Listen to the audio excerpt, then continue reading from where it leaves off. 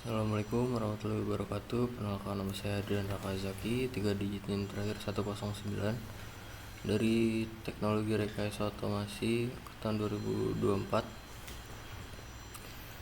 Kali ini saya akan membacakan materi tentang embedded system. Yang pertama, apa itu embedded system?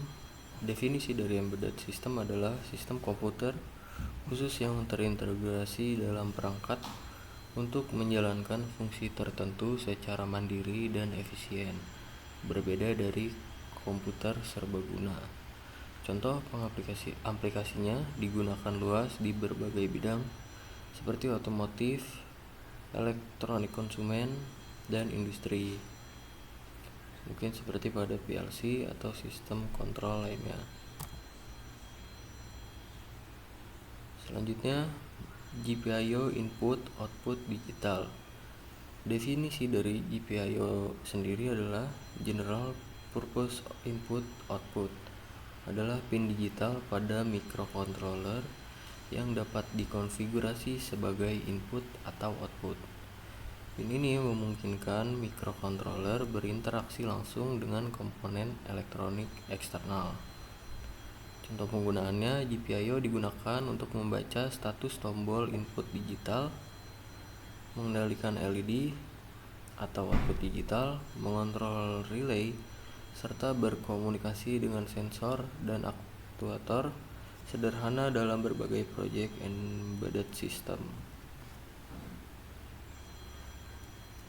Lalu interrupt versus polling. Dua metode utama dalam pengolahan input output pada embedded system. Polling dan interrupt memiliki cara yang berbeda dalam menangani komunikasi antara CPU dan perangkat. Pada polling, CPU terus-menerus memeriksa status perangkat secara berkala. Sederhana diimplementasikan, namun boros sumber daya karena CPU tidak dapat mengerjakan tugas lain selama proses pengecekan berlangsung.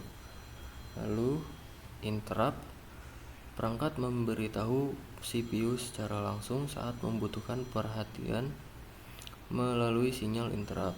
CPU fokus pada tugas lain dan hanya merespon ketika diperlukan, sehingga lebih efisien. Perbandingan keduanya, pada polling mudah diimplementasikan, cocok untuk perangkat yang cepat. Lalu pada interrupt, efisiensi tinggi, respon cepat, hemat daya, ideal untuk event yang jarang terjadi.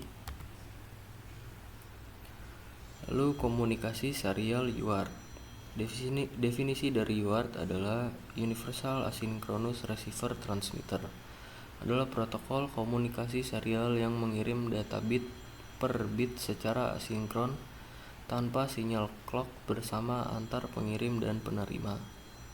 Cara kerja dari UART ini, data dikirim dalam frame yang terdiri dari start bit, data bit 5-9 bit, parity bit opsional, dan stop bit.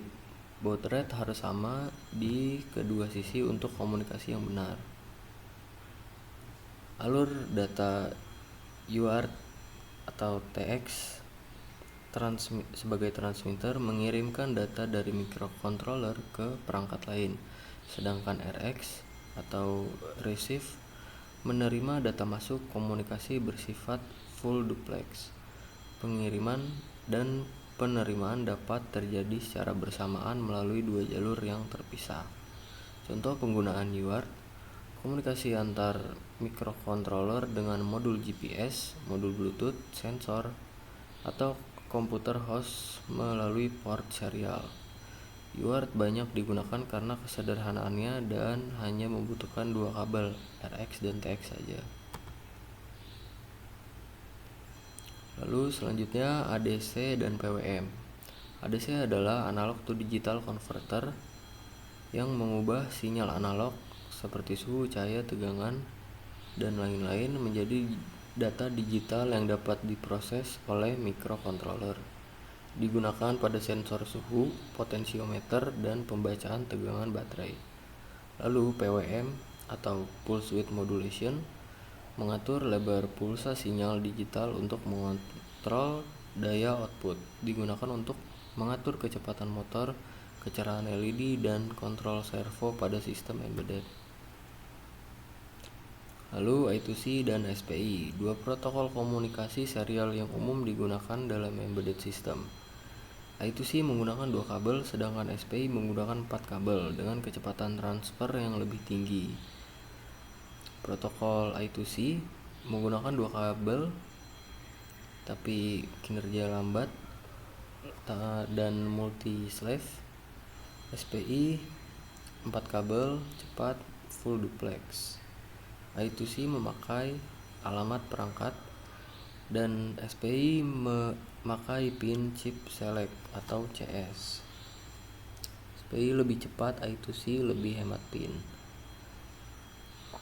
Protokol SPI jumlah kabelnya itu terdapat 4, yaitu MOSI, MISO, SCK, dan CS. Kecepatannya bisa sampai hingga 10 Mbps. Topologi dari protokol SPI ini single master, multi slave, dan full duplex. Full duplex yaitu kirim dan menerima serentak, cocok untuk layar memori atau memori flash. Perbandingan fitur jumlah kabel pada I2C itu ada 2, yaitu SDA dan SCL. Kecepatannya 10 kbps sampai 400 kbps. Topologi dari I2C multi-master, multi-slave, dan alamat 7 bit atau 10 bit. Cocok untuk sensor dan modul dengan jarak yang pendek. Selanjutnya, pengenalan RTOS atau Real Time Operating System adalah sistem operasi yang dirancang untuk menjalankan tugas dalam batasan waktu yang ketat. Sangat penting dalam embedded system modern. Definisi dari RTOS ini adalah OS yang menjamin respon tepat waktu terhadap event. Berbeda dengan OS pada umumnya, RTOS memprioritaskan determinisme waktu untuk kontrol sistem yang kritis. Contoh RTOS populer, Free RTOS, yaitu open source, ringan, banyak digunakan. Lalu VxWorks itu biasanya di industri dan aerospace.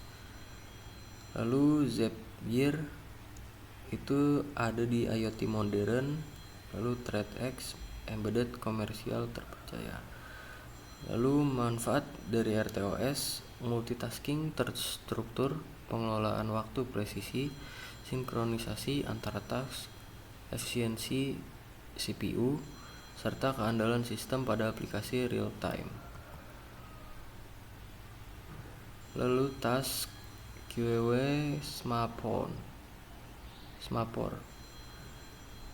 konsep dasar manajemen tugas dan sinkronisasi dalam RTOS untuk embedded system yang efisien dan andal. Pada task unit kerja terkecil dalam RTOS, setiap task memiliki prioritas dan stack sendiri. Contohnya task sensor, task display, task komunikasi berjalan secara bersamaan.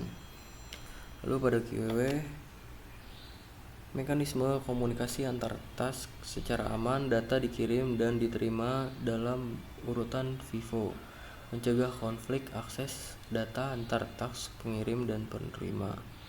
Lalu SEMAPOR, alat sinkronisasi untuk mengamankan resource bersamaan, mencegah race condition antar jarak, jenisnya binary SEMAPOR dan counting SEMAPOR untuk kontrol akses. Lalu memori manajemen. Embedded system memiliki sumber daya memori yang sangat terbatas. Manajemen memori yang efisien sangat krusial untuk memastikan stabilitas dan kinerja sistem yang optimal. Perangkat embedded umumnya hanya memiliki RAM antara 2 KB hingga 256 KB. Alokasi memori yang buruk dapat menyebabkan stack overflow, memory leak, dan crash sistem. Pentingnya dalam manajemen memori, gunakan static memory allocation untuk menghindari fragmentasi. Batasi penggunaan heap dan pantau stack usage secara berkala untuk mencegah overflow. Teknik untuk manajemen memori heap yaitu alokasi dinamis saat runtime, dan stack yaitu data lokal, fungsi, dan frekuensi. Static memory yaitu variabel global yang dialokasikan saat kompilasi. Lalu networking pada embedded system. Embedded system modern membutuhkan konektivitas jaringan untuk mendukung aplikasi IoT dan sistem terdistribusi. Berikut adalah jenis konektivitas protokol dan contoh penerapannya. Pertama, jenis konektivitas Ethernet, yaitu koneksi kabel stabil dan cepat. Wi-Fi, koneksi nirkabel jarak menengah. Bluetooth, yaitu koneksi nirkabel jarak dekat. Lalu ada Zigbee dan LoRa untuk jaringan sensor jarak yang jauh. Protokol komunikasi TCP/IP, protokol standar komunikasi pada internet.